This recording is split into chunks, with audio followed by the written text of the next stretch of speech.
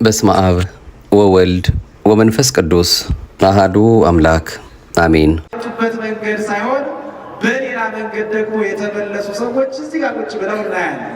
ሙሽሮቹ ሲመጡ ለየብቻ መጥተዋል። እስካሁን ድረስ ብቻቸውን ኖረው እስካሁን የነበረው ሕይወት ለየብቻ እየገፉ ቆይተው አሁን ሲመለሱ ግን አንድ ሆነው እየተመለሱ ነው። ክብር ምስጋና ለአምላካችን ለእግዚአብሔር ይሁን። ይሄ ነው በሌላ መንገድ መመለስ ማለት። በሌላ መንገድ መመለስ አሁን በብቸኝነት መንገድ አይደለም የሚመለሱት፣ በአንድነት መንገድ። ምክንያቱም አንድ መሆን እንደሚሻል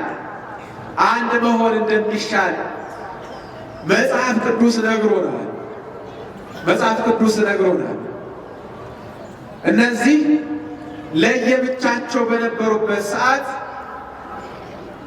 ይበርዳቸው ነበረ። ቢወድቁ የሚያነሳቸው የሚደግፋቸው አልነበረም። ጠቢቡ ሰሎሞን እንደነገረ አንድ ሆኖ ሲኖር ሰው ለብቻው ሲኖር ከጋብቻ በፊት ባለው ሕይወቱ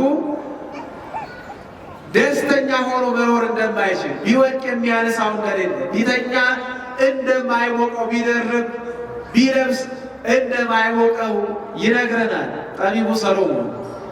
ስለዚህ ጋብቻ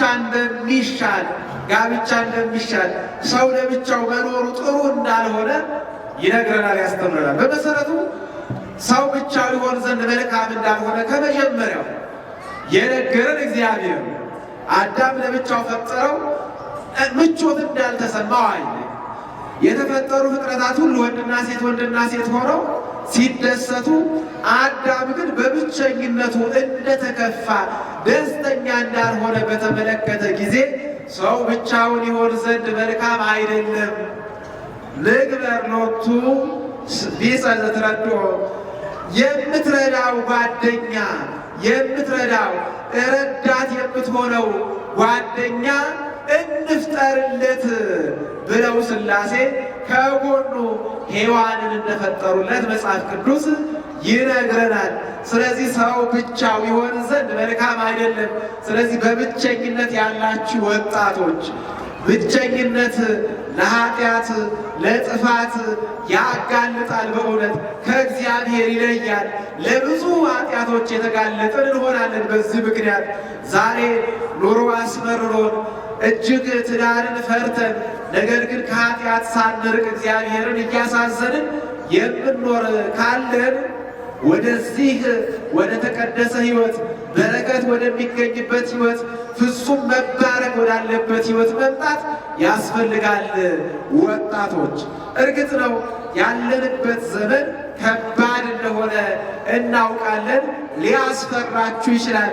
ግን ከጋብቻ ጋር ግን የሚሰጥ በረከት እንዳለ በማወቅና በማመን ወደዚህ ወደ ተቀደሰው ሕይወት አስቀድሞ እግዚአብሔር መልካም አይደለም ያለውን የብቸኝነቱን ሕይወት እየተውን መልካም ወደ ሆነው ሕይወት መምጣት ያስፈልጋል።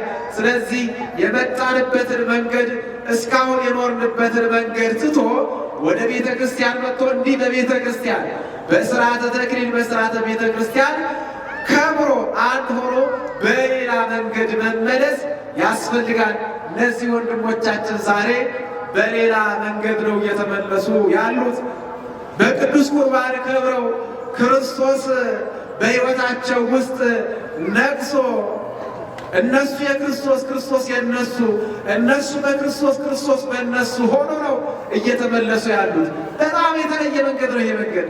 እስካሁን ከነበሩበት እጅግ የተለየ በጣም የከበረ እጅግ የሚያስደስት መንገድ ይዘው ነው እየተመለሱ ያሉት እነዚህ ቁጭ ብለው የምታዋቸው ሙሽሮች። ስለዚህ ለዚህ መጸለይ ያስፈልጋል። ድንግልናን መጠበቅ ያስፈልጋል። እግዚአብሔር እንዲረዳን ለዚህ ክብር እንዲያበቃን በጸሎት መትጋት ያስፈልጋል። በዚህ ክብር ውስጥ ያላለፍን ነገር ግን በጋብቻ ውስጥ ያለን ልጆች የወለድንም የመጣንበት መንገድ ትክክል ስላልሆነ ወደ ቤተ ክርስቲያን መጥተን ቅዱስ ሥጋውና ክቡር ደሙን ተቀብለን ንስሐ ገብተን በሌላ መንገድ መመለስ ያስፈልጋል። ዛሬ እነዚህ ልጆቻችን በመጡበት መንገድ ሳይሆን በሌላ መንገድ እግዚአብሔር ሊመልሳቸው ፈቃዱ ስለሆነና እንዲመለሱ ስለረዳቸው በቤቱ ስላከበራቸው ስሙ የተመሰገነ ይሁን። ታዲያ ወደዚህ ጋብቻ ስንመጣ ግን ማወቅ ያስፈልጋል።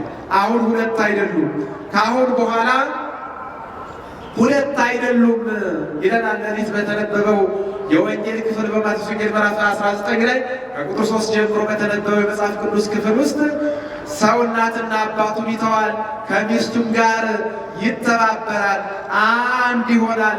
ከዚያ በኋላ ግን ሁለት አይደሉም ይላል። ከዚያ በኋላ ስንት አይደሉም? ሁለት አይደሉም፣ አንድ ናቸው። በአንድ ሰው ላይ እንዳለ ራስና አካል ናቸው። አንድ ሰው ራሱ ሌላ ሰው፣ አካሉ ሌላ ሰው አይባልም። በአንድ ሰው ውስጥ ራስ አለ፣ የሚያስብ ስለ ሕይወታችን፣ ስለ ኑሯችን፣ ስለ አጠቃላይ ሕይወታችን የሚጨነቅ የሚመራ አቅጣጫ የሚያሳይ ራስ አለ። ከራስ ወረድ ስንል ደግሞ አካላት አሉ። እጅ አለ፣ እግር አለ፣ ዓይን፣ ጆሮ አለ። እነዚህ ሁሉ በራስ የሚመሩ ናቸው፣ በራስ የሚታዘዙ ናቸው። አካል ከራስ ተለይቶ፣ ራስ ከአካል ተለይቶ ለየብቻ ሊኖሩ አይችሉም። ሁለቱ አንድ ናቸው። በጋብቻ ውስጥ ያለ መከባበር፣ በጋብቻ ውስጥ ያለ አንዱ ለአንዱ መታዘዝ ለራስ እጅ እንደሚታዘዘው ለራስ እግር እንደሚታዘዘው ያለ እንጂ የጌታና የባሪያ ኑሮ አይደለም። ምክንያቱም ሁለት ስላልሆኑ፣ ሁለት ሰዎች አይደሉም፣ አንድ ሰው ነው። አንድ መሆናችን ስናውቅ እከሌ አዛዥ ነው፣ ሌላኛው ታዛዥ ነው በሚል ፉክክር ውስጥ አንገባም። ሁለት አይደሉም ማለት እሱማ ሊያዘኝ አይገባም ማለት ከተጀመረ አንድነታችንን አልተረዳንም ማለት ነው። አሁንም ስለ ሁለት ሰው እያሰብን ነው ማለት ነው። ስለ ሁለት ሰው ማሰብ የለም። ካሁን በኋላ አንድ ሰው ነው ያለው። ራስና አካል የሆኑ አንድ፣ እሷ አካሉ፣ እሱ ደግሞ ራሷ። ስለዚህ አንዱ ለአንዱ እንዲታዘዝ፣ አንዱ አንዱን እንዲያከብር መጽሐፍ አዟል። ሐዋርያው ቅዱስ ጳውሎስ በተለይ በኤፌሶን መልእክቱ ምዕራፍ 5 ላይ አንስትኒ ይትአዘዛ ለአንታትሆን ከመዘለ እግዚእነ እስመ ብእሲ ርእሳ ለብእሲት ይላል። ሴቶች ለባሎቻቸው፣ ሚስቶች ለባሎቻቸው ይታዘዙ። ምክንያቱም እስመ ብእሲ ርእሳ ለብእሲት፣ ምክንያቱም ባል የሚስት ራስ ነው። እንደምን ካላችሁኝ ከመ ክርስቶስ ርእሳ ለቤተ ክርስቲያን፣ ክርስቶስ የቤተ ክርስቲያን ራስ እንደሆነ ይላል። ክርስቶስ የቤተ ክርስቲያን ራስ እንደሆነ ሴቶችም ራሳቸው ለሆነው ለባላቸው ይታዘዙ። እንደዚሁም ደግሞ ባሎች አለ እደውኒ ያፍቅሩ አንስቲያሆሙ ከመ ክርስቶስ አፍቀራ ለቤተ ክርስቲያን ወመጠወርሶ በእንቲአሃ። እንደዚሁም ባሎች አለ ባሎች ሚስቶቻቸውን ይውደዱ አለ። እንዴት ከተባለ ክርስቶስ ቤተ ክርስቲያንን እንደወደዳት እያችሁ።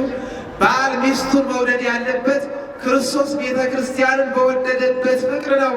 ክርስቶስ ቤተ ክርስቲያንን እንዴት ነው የወደዳት ከተባለ እስከ ሞት ድረስ ደሙን እስኪያፈስ ድረስ ስለ ቤተ ክርስቲያን በበትር ተመቷል። ስለ ቤተ ክርስቲያን ምራቅ ተተፍቶበታል። ስለ ቤተ ክርስቲያን በጦር ተወግቷል። ስለ ቤተ ክርስቲያን የሾህ አክሊል ተቀዳጅቷል። ቤተ ክርስቲያንን እንደዚህ ነው የወደዳት። አያችሁ፣ በመጨረሻ ሞቶላታል በመስቀል ላይ። ስለዚህ ባል ለሚስቱ እስኪሞት ድረስ ነው መውደድ ያለበት። ሞት ቢመጣ እኔ ልቅደም እስኪል ድረስ ማለት ነው። እሷ ትኑር እኔ ልሙት ባይ መሆን አለበት ይላል። ከባድ ነው፣ ቀላል እንዳይመስላችሁ። ግን የጋብቻ ስርዓት ግን ይሄ ነው። በመጽሐፍ የታዘዘው መጽሐፍ ቅዱስ የነገረን የጋብቻ ሕይወት ባል እስከ ሞት ድረስ ሚስቱን የሚወድበት፣ እንደዚሁም ደግሞ ሚስት ደግሞ ቤተ ክርስቲያን ለክርስቶስ እንደምትታዘዝ የምትታዘዝበት። አያችሁ፣ ቤተ ክርስቲያን ክርስቶስን ታከብረዋለች፣ ትታዘዘዋለች። ይህች ቤተ ክርስቲያን ምክንያቱም ራሷ ማን ስለሆነ? ክርስቶስ ስለሆነ። ሚስቶች ባሎቻችሁን ስታከብሩ ልክ ክርስቶስን እንደምታከብሩ በባላችሁ ክርስቶስን እያያችሁ እንደሆነ ማወቅ ያስፈልጋል። ምክንያቱም ይህ ትዳራችሁ የክርስቶስና የቤተ ክርስቲያን ግንኙነት የሚሰበክበት ነው።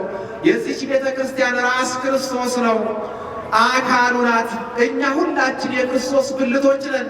እኛ የክርስቶስ አካላት ነን። ከተለያየን ሕይወት የለንም። ከክርስቶስ ከተለየን እኛ ሕይወት አልባ እንሆናለን። ባልም ከሚስት ከተለየች ሕይወት አይኖራትም። ሁለቱም አመንዝሮች ይሆናሉ። ስለዚህ ይህንን ትዳር ክርስቶስና ቤተ ክርስቲያንን የምናይበት የክርስቶስና የቤተ ክርስቲያን ግንኙነት የሚሰበክበት እጅግ የከበረው ይህንን ጋብቻ አክብራችሁ ልትይዙት ይገባል።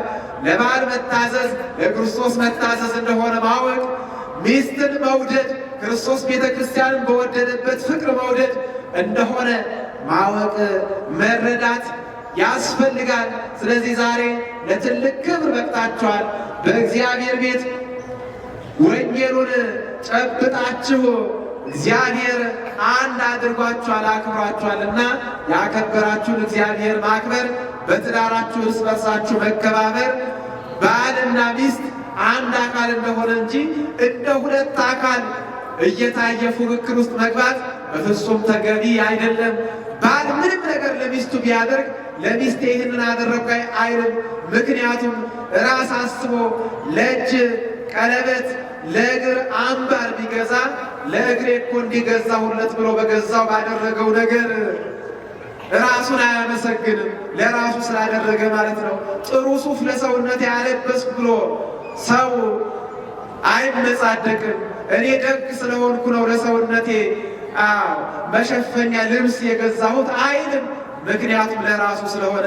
ለሚስት የሚደረግ ለራስ የሚደረግ ነው። ለባልም የሚደረገው ለሚስት የሚደረግ እንደሆነ አውቃችሁ በዚህ ትዳር ውስጥ ተከባብራችሁ ተፈቃቅራችሁ ልትኖሩ ይገባል። እግዚአብሔር ትዳራችሁን ይባርክላችሁ። ስለዚህ በሌላ መንገድ ውስጥ ያላችሁም ወደዚህ ወደ ጋብቻ ያልመጣችሁም ንስሐ ገብታችሁ የምትሆናችሁ ከእናንተ ጋር የምትዘልቅ የትዳር አጋር የሚዘልቅ የትዳር ጓደኛ እንደው እግዚአብሔር ፈቃዱ ቢሆን ብላችሁ መርጣችሁ ወደ ቤተ ክርስቲያን መጥታችሁ በሌላ መንገድ አንድ ሆናችሁ ልትመለሱ ይገባል። ይህ መንገድ እግዚአብሔር የወደደው መንገድ አስቀድሞ በገነት የባረከው ኋላም በሥጋ ሲገለጥ በቃና ዘገሊላ ተገኝቶ የባረከው መንገድ ስለሆነ ይህንን መንገድ ሁላችን መከተል ወደዚህ መንገድ ደግሞ የረፈደብን ድንገት ቀድመን ወደ ጋብቻ የገባንም ሰዎች ንስሐ ገብተን በቅዱስ ሥጋውና በክቡር ደሙ ልንታጠብ ይገባናል። ስለዚህ የመጣንበት መንገድ ትተን በሌላኛው መንገድ ልንመለስ ይገባል ነው የዛሬ መልእክቴ። እንግዲህ ሙሽሮች እንኳን ለዚህ ቀን አበቃችሁ፣ እንኳን እግዚአብሔር በቤቱ አከበራችሁ። በጋብቻችሁ ጸንታችሁ እስከ መጨረሻ እንድትዘልቁ አምላካችን በቸርነቱ ይርዳችሁ። ስብሐት ለእግዚአብሔር።